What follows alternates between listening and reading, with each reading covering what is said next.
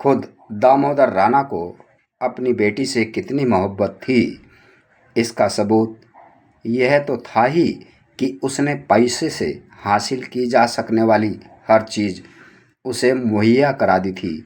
लेकिन इससे भी बड़ा सबूत था नीना की विराट नगर में मौजूदगी।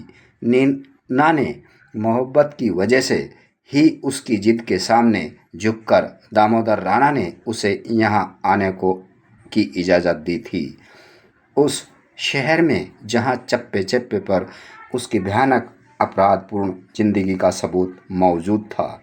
मैं और नीना क्योंकि एक दूसरे से वास्तव में प्रेम करते थे, इसलिए शादी न कर पाने की विवशता से भी हमारे परस्पर प्रेम या व्यवहार में कोई परिवर्तन नहीं आया।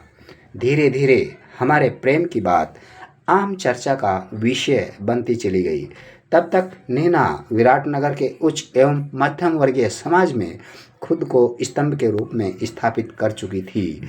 फिर वह दिन आया जब एक सुबह विराटनगर के निवासियों ने विराट दर्पण पढ़ा। हमें विश्वस्त सूत्रों से ज्ञात हुआ है कि नीना नाम की वह खूबसूरत लड़की, जो विराटनगर के संभ्रांत वर्ग में प्रशंसा, स्नेह एवं विश्वास की दृष्टि से देखी जाती है, विराटनगर के सबसे बड़े और खौफनाक अपराधी संगठन के खूंखार सरगना दामोदर राणा की नाजायज बेटी है।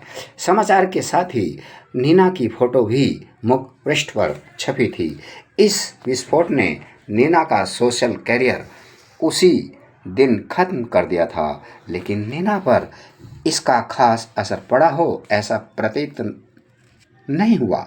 अलबत्ता इतना फर्क जरूर पड़ा कि पाश कॉलोनी छोड़कर वह दूर सूरज विहार नामक उपनगरीय इलाके में अपनी आया सहित जाकर रहने लगी और उसका ज़्यादातर वक्त पेंटिंग तथा म्यूजिक में गुजरने लगा।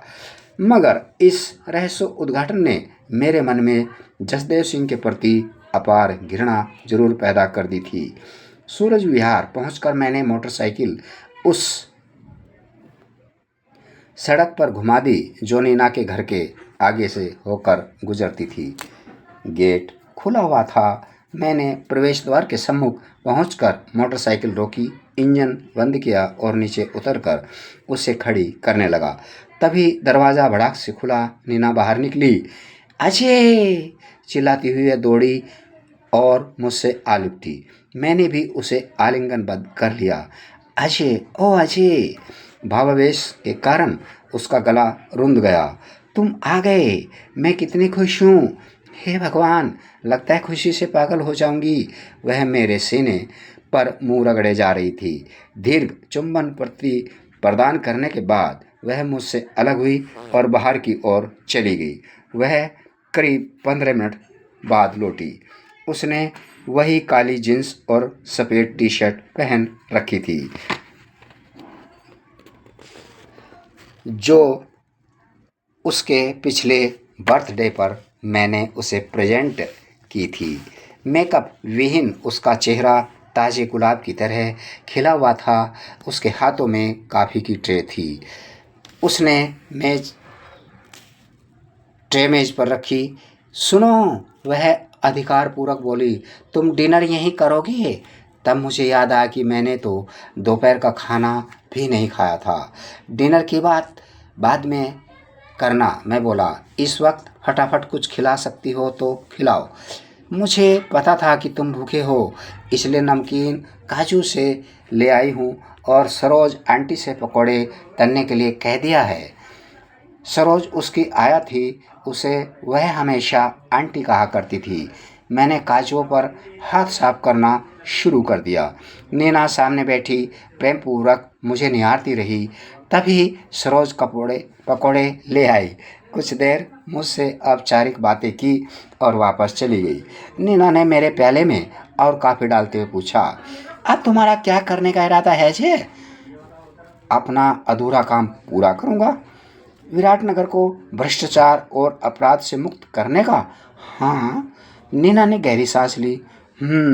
वह विषादपूर्ण स्वर में बोली। इसका मतलब तुम दोनों में से एक को जरूर मरना पड़ेगा। या तो तुम कोशिश करते करते मर जाओगे, और अगर अपनी कोशिश में कामयाब हो गए तो मेरे बाप को मरना पड़ेगा। समझौते की कोई सूरत नहीं है अजय। है क्या? वह खुद को कानून के हवाले करते और अपने तमाम गुनाह कबूल कर ले। वह ऐसा नहीं करेगा अजय, इसकी बजाय मर जाना पसंद करेगा। लेकिन जो कुछ वह कर चुका है, न तो उस पर पर्दा डाला जा सकता है और न ही जो कुछ वह कर रहा है वो उसे करते रहने दिया जा सकता है। मैं उसके तमाम क्रियाकलापों को जान गई हूँ, लेकिन वह मेरा बाप है अजय। नफरत करनी चाहकर भी मैं उससे नफरत नहीं कर सकी हूँ। मैं जो कुछ करने की कोशिश कर रहा हूँ उससे तुम्हें नफरत है? नहीं, बिल्कुल नहीं।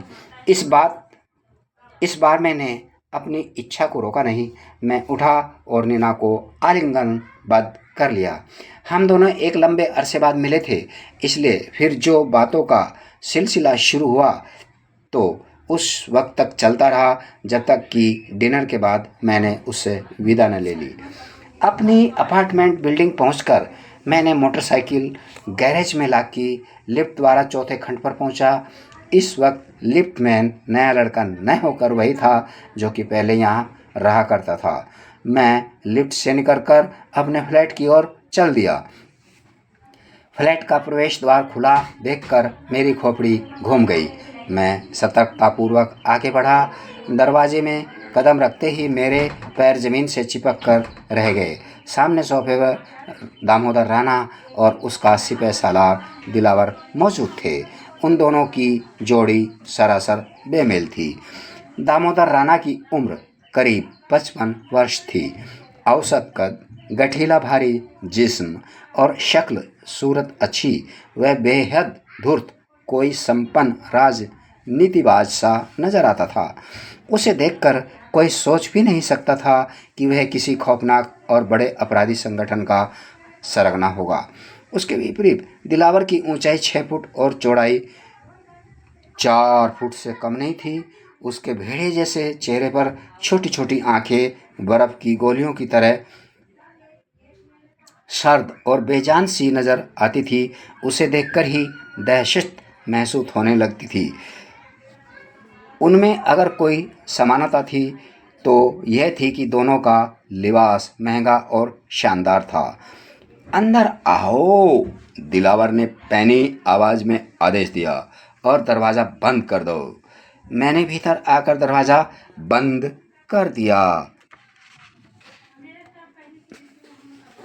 कमरे में मेरे इंतज़ार के दौरान उसके द्वारा फूकी गई सिगरेटों का धुआं भरा हुआ था। घुटन सी महसूस करता हुआ मैं खिड़की के पास पहुंचा और उसे खोल दिया।